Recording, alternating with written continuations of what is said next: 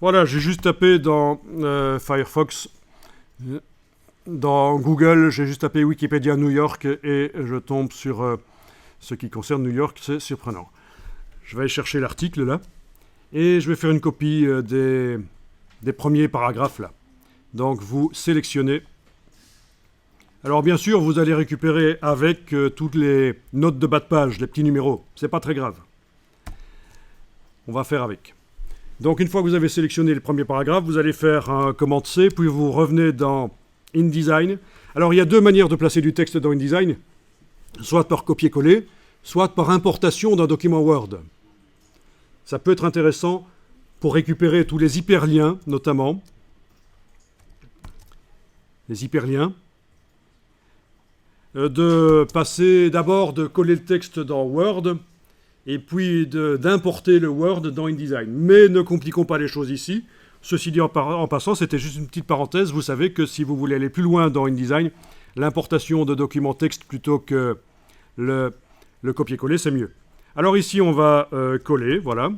Dans le premier bloc, là, on colle. Bien.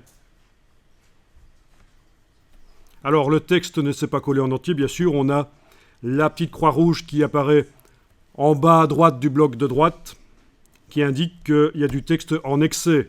Vous avez même des erreurs qui sont indiquées là. C'est ce qu'on appelle le contrôle en amont, c'est-à-dire en amont.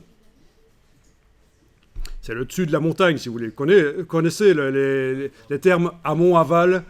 Le contrôle en amont, ça veut dire que avant d'imprimer, on vous dit qu'il y a des erreurs. Ça fait des tests tout seul. Et les erreurs qui sont là dans le document, c'est juste du texte qui déborde de blocs. C'est pas grave, dans un premier temps, on va pas s'en occuper. Ok, parfait.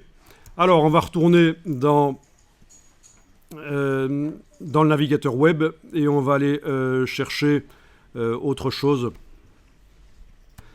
Bon, cette fois-ci, j'ai juste tapé États-Unis dans la recherche Google, Wikipédia États-Unis, je tombe sur les États-Unis et je vais prendre les premiers paragraphes de cet article. Voilà les 3 premiers paragraphes.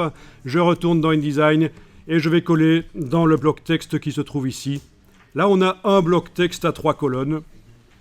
Mais enfin, techniquement, ça va marcher. Voilà, on colle. Donc, je vous avais dit, hein, normalement, vous n'êtes pas obligé d'aller aussi loin pour le cours ici, pour le début. Des blocs texte qui contiennent plusieurs colonnes. Mais voilà, il se trouve qu'il y en a un ici.